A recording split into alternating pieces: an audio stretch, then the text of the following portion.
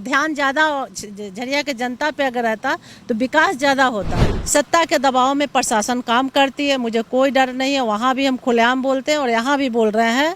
वहाँ कोयला चोरी और लोहा चोरी चरम पे है और ये सिर्फ विधायकों के माध्यम से हो रहा है, खास करके झरिया में। वहाँ के जनता इन दिनों किस स्थिति से गुजर रहे हैं, वहाँ की जनता बाकायदा आपको बता देगी। विकास कोसों दूर है तो जनता भली भांति जान रही है और ख़ास करके हमारी बेटी आज के डेटों में सुरक्षित नहीं है।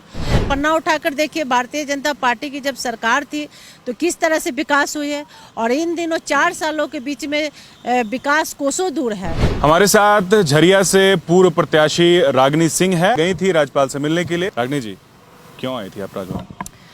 देखिए, सबसे पहले तो उनसे मिले और मिले नहीं थे, इसलिए उनका आशीर्वाद लेना काफ़ी ज़रूरी था और उनका आशीर्वाद मुझे प्राप्त हुई है।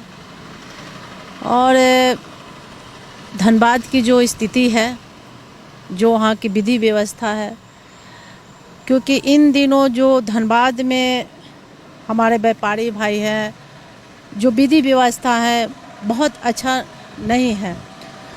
बहुत तरह से हम लोग बहुत विस्तार से चर्चा किए, काफ़ी समय भी दिए। हर मुद्दे पे उन्होंने वो चर्चा किए और समझे। और मेरे धनबाद में इन दिनों क्राइम बढ़ते जा रहा है, वहाँ के लोग कैसे सुरक्षित रहे, इस पे हम लोग काफ़ी चिंता में हैं।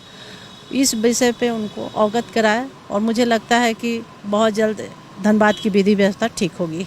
राज्यपाल से और कुछ क्या विशेष बात हुई? क्या यही वजह रही कि आप झरिया से चलकर आप राजभवन? बिल्कुल, आजकल तो धनबाद में यही सबसे ज़्यादा ज़रूरी है, क्योंकि वहाँ के लोग को सुरक्षित कैसे रखें हम लोग, ये सबसे ज़्यादा हमारे लिए ज़रूरी है।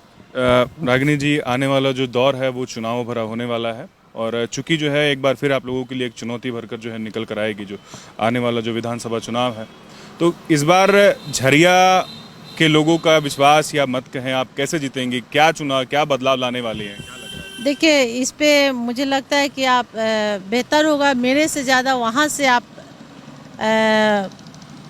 वहाँ के पास रणनीतियाँ तो होनी चाहिए ना रागिनी जी। जैसे आपको दर्शक देख रहे हैं, झरिया के दर्शक या धनबाद की बात करें तो वो क्या उम्मीद कर रहे हैं आपसे? क्या स्थानीय मुद्दे आपके इस बार हो सकते हैं? क्यों आपको वो इस बार वोट करेंगे? क्या वजह हो सकती है? आप पूछ लीजिए ना कि वहाँ की जनता क्या चाहती है। वहाँ के जनता इन दिनों किस स्थिति से गुजर रहे हैं, वहाँ की जनता बाकायदा आपको बता देगी। आज झरिया में जो स्थिति है, जो लोग झेल रहे हैं, चाहे लाइट की हो या बिजली की हो या हत्या हो या अपराध हो या कोयला चोरी हो, लोहा चोरी हो, चरम पे है। तो इस पे किसी से छुपी नहीं है और ख़ास करके हमारी बेटी आज के डेटों में सुरक्षित नहीं है।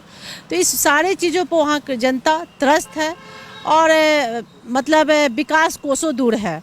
तो जनता भली भांति जान रही है और आने वाले समय पे भारतीय जनता पार्टी पे ही वहाँ की जनता विश्वास करेगी। स्थानीय मुद्दे की बात होती रही है, हमेशा झरिया की बात कर रहे हैं, तो वहाँ पर ये देखा गया है कि बीजेपी कांग्रेस के बीच में जो स्थानीय मुद्दे हैं वो पिसकर रह जाता है। तो इस बार कुछ विशेष रणनीति है? स्थानीय लोग जो है वो कैसे आप लोगों से कन्विंस होंगे कि बीजेपी को वोट करें, क्या करें? देखिए, स्थानीय मुद्दे तो हमेशा चलते रहेगा। विकास किस पे, आप पिछले बार पन्ना उठाकर देखिए, भारतीय जनता पार्टी की जब सरकार थी तो किस तरह से विकास हुई है और इन दिनों 4 सालों के बीच में विकास कोसों दूर है। तो विकास पे नाम पे झारखंड सरकार ठगने का काम किया है। ये आने वाले समय पे झारखंड की जनता मुंह तोड़ जवाब देगी। एक सवाल रागिनी जी, एक सवाल। पूर्णिमा जी का आरोप हमेशा लगते रहा है कि जिनको आसानी से कुर्सी मिलती है वो स्थानीय मुद्दे पर उतना ध्यान नहीं देते हैं और कई तरह का जो वो आरोप भी लगाए हैं, कई बार जो है उनको बोलते हुए देखा गया है। तो इस बार जो है कैसे ये आप मतलब चुनौती को पार करेंगे? हम ज़्यादा कुछ बोलना नहीं चाहते। मुझे लगता है कि अपना अपना कामों पे विशेष ध्यान देना चाहिए। अगर ध्यान ज़्यादा झरिया के जनता पे अगर रहता तो विकास ज़्यादा होता। एक आखिरी सवाल, अवैध खनन को लेकर के भी बड़ा सवाल किया जा रहा है कि चाल धंसने से हाल फिलहाल जो 2 लोगों की मौत हो गई थी, ये आपसे भी कुछ छिपा नहीं है। तो अवैध खनन को लेकर रागिनी जी का क्या पहल है, क्या कर रही है वहाँ पर? अवैध खनन पे लगातार हम लोग आवाज़ उठा रहे हैं। वहाँ के प्रशासन सत्ताधारी नेताओं के दबे हुए में है और सत्ता के दबाव में प्रशासन काम करती है, मुझे कोई डर नहीं है। वहाँ भी हम खुलेआम बोलते हैं और यहाँ भी बोल रहे हैं। वहाँ कोयला चोरी और लोहा चोरी चरम पे है और ये सिर्फ विधायकों के माध्यम से हो रहा है, खास करके झरिया में। बायोम जो है मेडिकल प्रिपरेशन का एकमात्र संस्थान जहां है complete digital classrooms, video lectures, student tracking system, library facility and 100% result oriented rankers batch. Biome Hinoo एवं नगरा टोली Ranchi. thefollowup.in. Like, share and subscribe. www.thefollowup.in